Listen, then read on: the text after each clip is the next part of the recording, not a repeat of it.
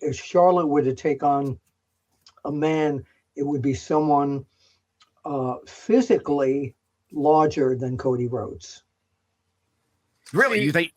Here's the thing. That doesn't tell the story. That doesn't go back. I mean, you could tell the story. Now you got to go all the way back to the history.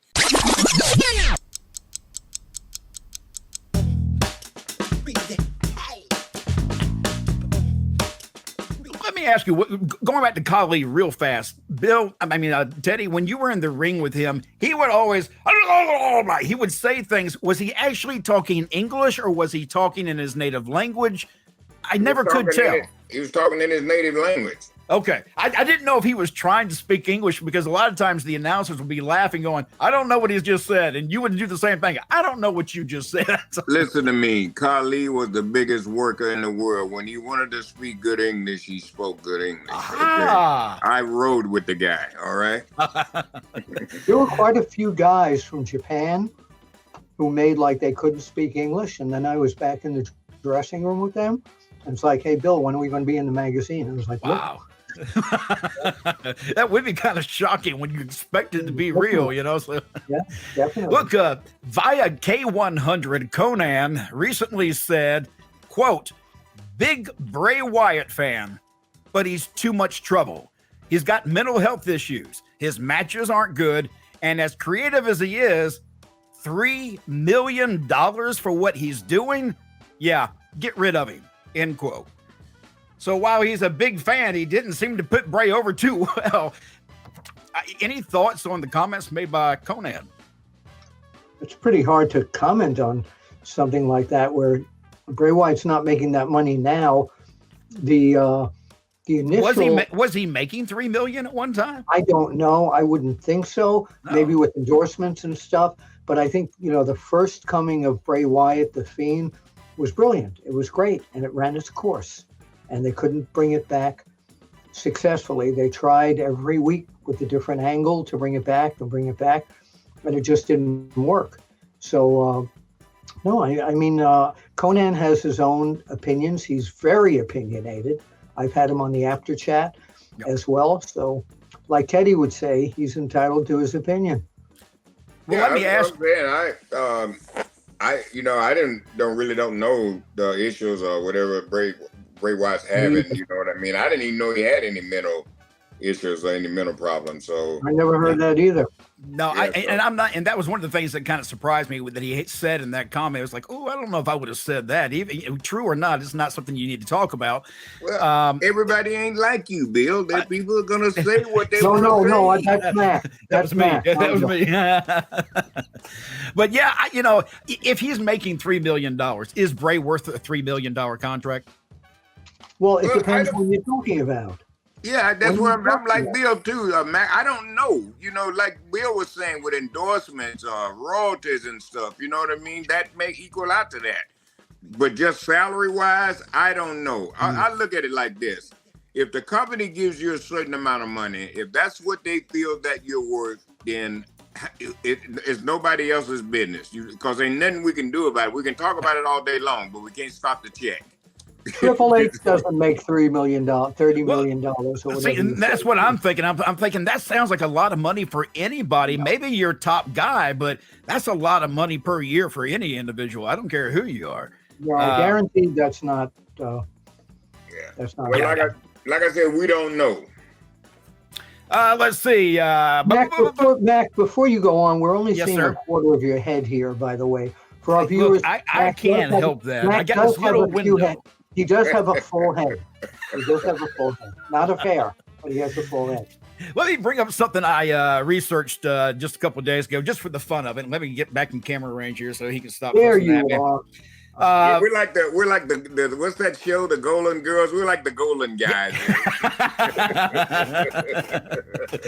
Flair versus Rhodes. Now that has been a combination on marquees for years and years and years.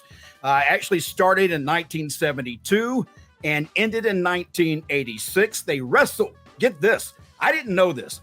These two wrestled each other 267 times.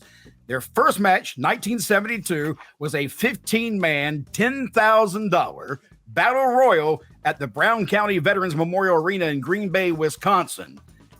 In that match, listen to these names. Superstar Billy Graham defeated 14 other men that included Billy Robinson, Bob Brokers. Is that right, Bill? Bob Brokers? Brokers. Okay. Dick Murdoch, George Scott, Ivan Koloff, Ken Patera, Larry Henning, Nick Bunkwinkle, Reggie Parks, Rene Goulet, Wahoo McDaniel, the Big K, who I don't know who the Big K is. Killer Carl Kovacs. And I just want to correct you on something that so many people make mistakes in. It was Larry Hennig. So many people say Henning. It's not. I think I said Henning. Okay. Henning. Maybe I didn't. But I was trying to make sure I said it correctly. Kurt Hennig. And of course, the other two names that Billy Graham beat were Ric Flair and Dusty Rhodes. What I'm trying to get to is that the last time that we saw them, we think that era is over with in those two names.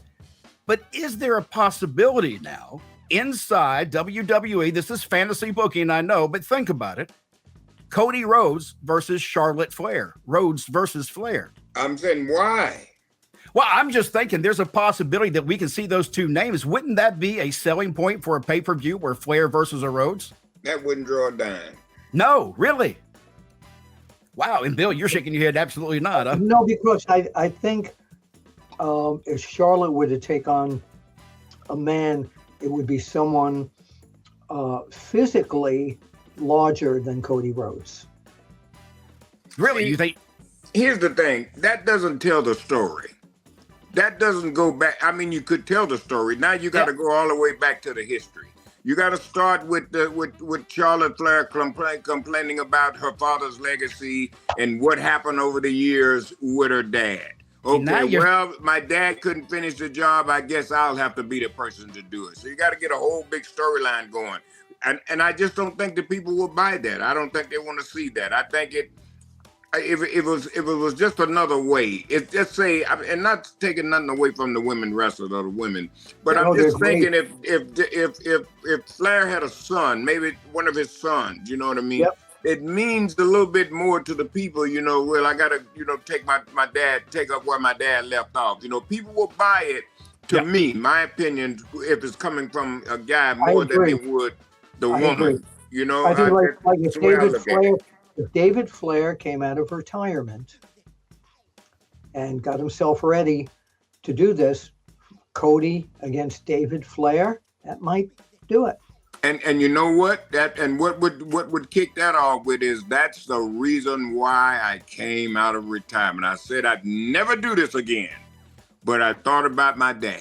You know what I mean, or what the story was over the years. And I just sit there and that this has been building up in me for a lot of years, and I got to do something about it. Sounds good. I mean, that would work, I think, too. I just think there's a story in there, but I didn't realize that maybe the history between Flair and Rhodes isn't as large as I think it is in today's wrestling. Oh, it is. I think it is. There's a lot of us who have followed wrestling forever in those days in Florida and Jim Crockett promotions down in Charlotte. Everybody still talks about those days. So if you have the right Flair and the right Rhodes, that would be great.